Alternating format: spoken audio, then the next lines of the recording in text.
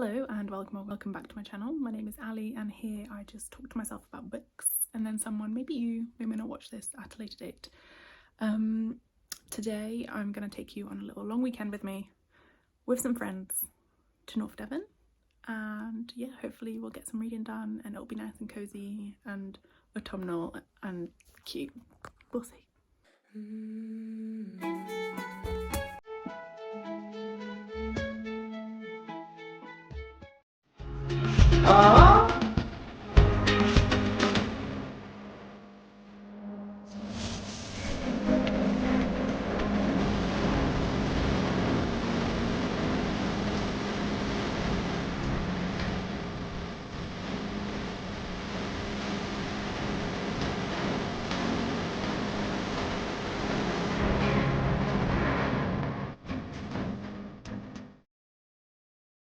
So we decided to stay in this very cute barn conversion Airbnb.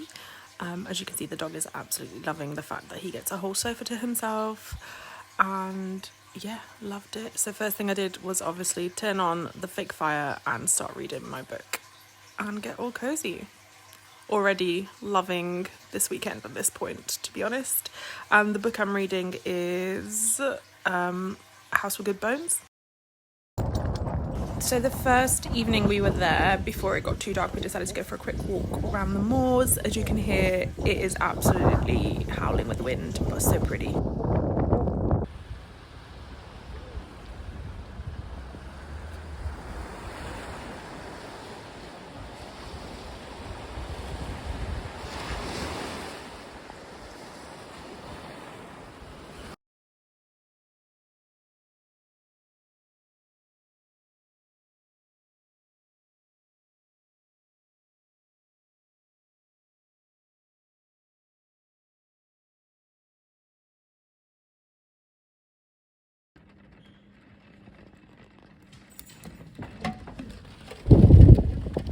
So I did have another video of the book before this. Turns out it didn't record, so instead you'll just get the recap.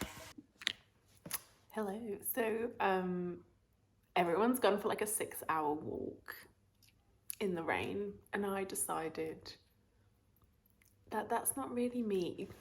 If it wasn't raining, definitely, but with the rain, not about that. So instead I'm going to try and finish my book and enjoy the warmth of my dog whilst I do so. So yeah, I'm just gonna do a little bit of reading.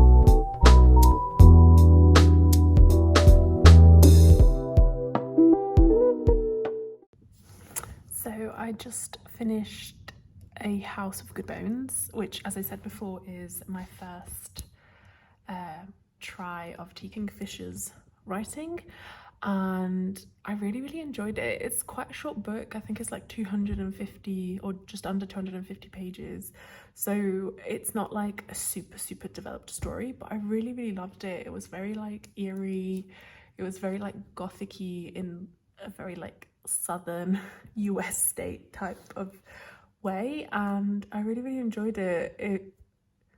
It was just like so well written. It had like a really slow build up at the beginning, which was very reminiscent of, you know, your old school type horror movies where things were happening, no one really knew why. It was like all creepy stuff, like all of a sudden there's loads of bugs in the house, or like the main character's mum starts acting really weird and different. Like this painting reappears, and then the main character finds out something like really creepy about her great grandfather. There's like a lot of little things going on that then add up, and then I'd say like maybe the last like 20% of the book just goes like insane, and it all kicks off, and it's like the proper like horror element to it, and it's really cool because it's like a bit of like nature horror with elements of like alchemy and I don't know, gross things. I don't want to spoil it by saying like what actually happens, but I really enjoyed it. I thought it was a good read for this time of year, especially when it's like horrible and rainy outside. I've just been curled up with the dog, using him as my main heat source because I haven't worked out how to do on the heating in this place. I was hoping like the little fireplace, there's like a little fireplace up there, would like actually be a heater, but I think it's just cosmetic, and it does look very cute and calming, but it's not warming up the room. And I can't find any blankets, so the dog is being my main source of heat, which is fine. Also, I need to show you guys this t-shirt because I love it. It's a Red Rising t-shirt, obviously, and yeah, I'm wearing it. But anyway, as we were really enjoying my time here in the Devonshire countryside. I've never been to North Devon. I've been to like South Devon plenty of times, but yeah, this is my first time in North Devon, and it's just pure idyllic British countryside. And I'm quite sad that it's raining because I feel like if it wasn't raining I would love it even more, but it's just beautiful. Like the moors are so nice, and I highly recommend a trip if you've never been, or to any moors to be fair, because even like Peak District or like Yorkshire Moors, stunning. I feel like I just love the moors. It reminds me of like, especially again, this time of year is perfect for it if it wasn't raining. So like if it was you know, the grey pathetic fallacy type vibe without the rain would be good. But it just reminds me of like things like Wuthering Heights and Pride and Prejudice and like Jane Eyre, and it's just perfect, I think, for October time. So I would highly recommend a trip. I'm just going to quickly show you outside the window. Like, it's so pretty. Like, our houses are just like old and stuff. Obviously it's raining at the moment, but it's so cute. And then here we have the dog. So next book I'm going to start is The Final Girl Support Group by Grady Hendrix. Love Grady Hendrix. I've thoroughly enjoyed all his books so far, so I'm quite excited to read this one. My understanding is that this one is a support group by all the girls that have like survived, you know, your usual horror story tale where like at the end of horror movies there's usually one survivor, and they've kind of joined a support group. However, one of them ends up going missing, and they all end up being like dragged into what I'm going to assume is a bit of like a Final Destination type vibe where like death is coming back for them, but I don't know. I'm very excited to read it. I feel like, again, perfect read for this time of year, so I'll let you know how it goes. We did have to briefly brave the rain to go wee-wees, but it was worth it.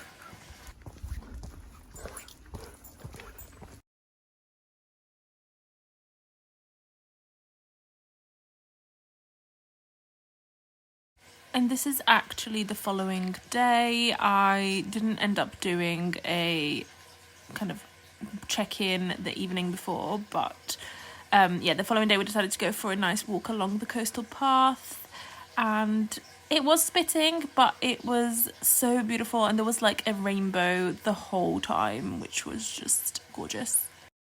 And also look at all the little goats. I really wanted to touch one, but they did have quite like scary looking horns, so I did refrain from doing that.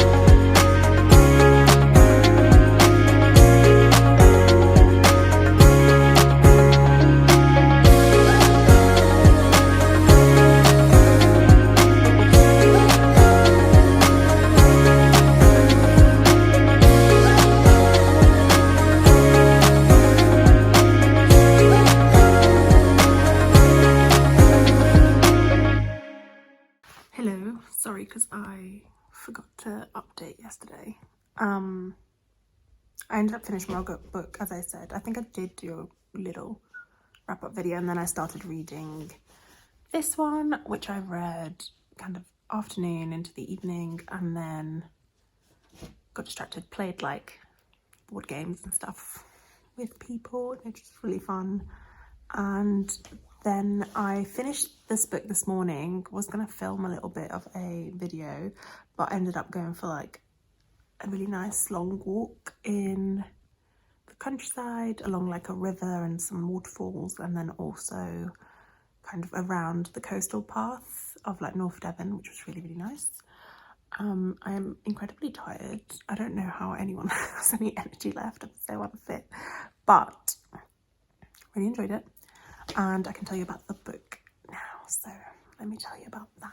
So this is The Final Girl Support Group by Grady Hendrix. I'd heard like really mixed things about this one in particular, but I actually ended up really enjoying it. I don't know why people didn't, but I really, really liked it. It had the same like really good formula of really like nostalgic vibes from like old school slasher movies, and also like the satire element was still there, which I really, really enjoyed. But essentially this book follows Lynette as our main character. She is part of a support group for final girls, aka the girls that survive at the end of like a massacre, multiple murder, etc. And they have inspired, you know, a number of franchises. And what I liked about it was that it made like reference, without actually naming them, but to various like famous franchises that you'd know. So things like Friday the 13th, Scream, Nightmare on Elm Street. You know, it had all of the classics, so to speak. And it was really good because it's also a bit like mixed media. So at the end of every chapter you get like an excerpt from like a diary or interview or I don't know, notes, etc. And it gives you a bit more context about each individual, because there are 6 girls on this support group. It's run by a woman called Caroline, who's like a psychiatric doctor, and yeah, essentially they've been together for like the past decade, trying to like support each other through like the trauma they suffered. But at their latest get together that they go to, one of their friends, well, one of the attendees is missing, and it turns out that she has been murdered, but she has been murdered on the same campground where like the original murder that triggered her, that she became a final girl for, took place. So it kind of all starts unraveling from there, and it ends up being that somebody is trying to essentially finish off what their monsters couldn't. And I found it really fun. I think it's like the first time I've read like a murder mystery and didn't see the ending coming like a mile off, which has been really, really interesting and fun. I also just really enjoyed, as I said, like the classic slasher elements of it. And it was very like fast paced. You followed a lot of different characters. It was also just like a bit like mind warpy in certain places, because you were like, oh, maybe this is going to be the way it's going to go, and then it doesn't, which I think is how you're meant to feel, because I think even the like main character, whilst on like incredible high alert given what had happened to her in the past, she also didn't really know what was happening, and kind of kept getting it wrong as well. So it's really, really a good read. I really enjoyed it. I think I gave it 4 stars overall, but you know, I've only been here like 2 days and I've read 2 books I've really enjoyed already, so it's pretty good. But yeah, so that's kind of where we are at for this one. I'm gonna double check. So I've already got Witchcraft of Wayward Girls of Grady Hendrix. I've got that at home, but then I'm going to try and double check what else I don't have that he's already released. I think I just want to read the entire backlog at this point, so be cool. And yeah, I guess it's time for me to pick out my next read. Okay, so I have a few different options for my next read. We could do Silver Cloak by L.K. Stevens, which is kind of like more magic, wands and stuff based, We could do An Academy for Liars, which again I think is more magic, like magic powers and set in like an academy type school situation. We could do Monstrilio, which is like body horror, I think, and follows kind of grief and stuff of a mother who ends up keeping like a bit of her son's lung after he passes away, and then the lung slowly becomes like sentient and turns into like a little monstrous creature. Could do Lucy Undying, which is a retelling of Dracula from the perspective of Lucy. Or what's the other one? Or Clown in a Cornfield, which is again, you know, like standard slasher vibes. Could just do that.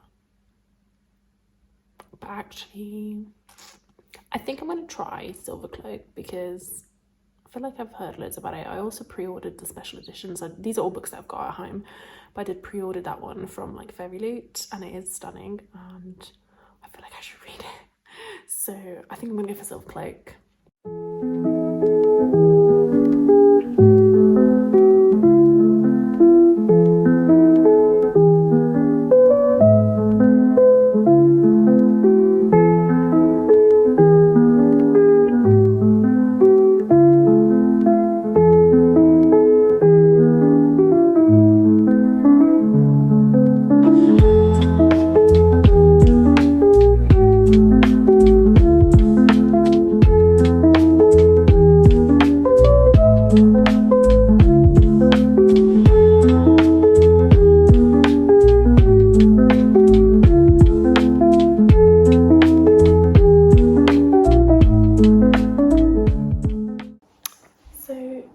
This is the last day of my weekend away.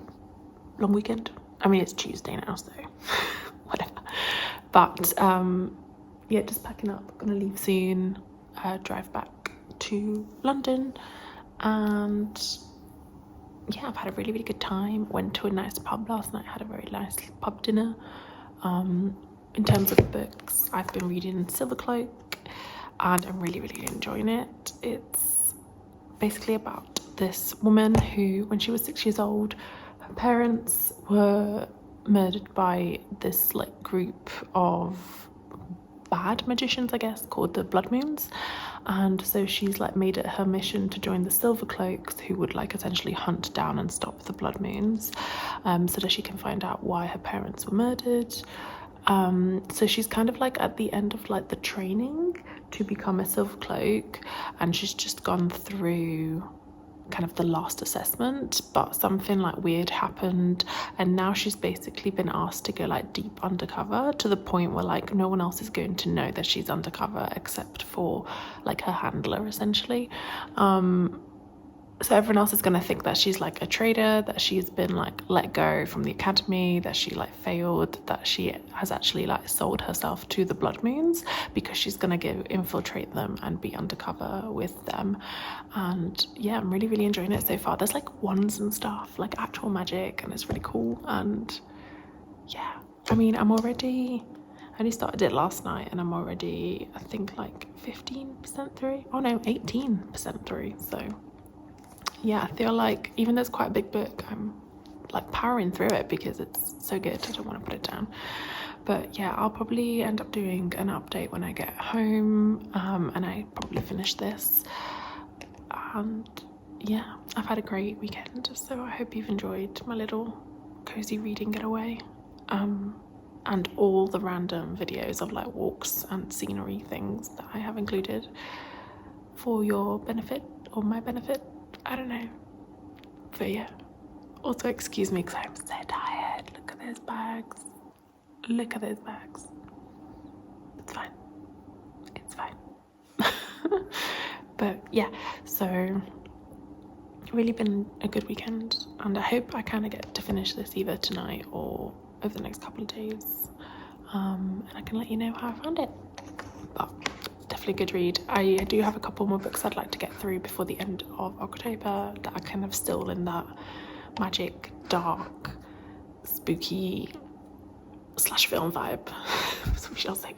So you'll have to excuse the angle once again, but I have just got home. I am now making some dinner. I'm gonna have some tasty omelette with mushrooms and tomatoes, and then some salad on the side, and cheese, obviously. And yeah, I went into the office today, so I had like the commute time to read. I'm I think about 45% into Silvercloak. I'm absolutely loving it. Firstly, I love that the world is like queer normative, so everyone just like loves any gender. That's very nice, and really enjoying just like it's very like normal within that world. It's not something that is out of the norm, like everyone does it. It's just how life is. And then I'm really enjoying the story so far. So obviously, as I said in the previous previous update, we essentially follow a main character who's gone undercover with the Blood Moons, who were also the kind of bad sect of, I don't know, wizards, magicians, etc., that killed her parents. And like no one else really knows that she is undercover apart from her handler, and she's having to like do really horrific things to stay undercover. And yeah, it's just really, really good. I love the magic system. They have like wands and stuff, and basically you can like replenish your magic source with pain or pleasure. So that's kind of like the dealings of the town. And yeah, she's uncovering things, and I'm really enjoying two of the other characters as well, Nissa being one of them and Levin being the other. And I'm looking forward to see where it goes. But yeah, completely hooked at the moment.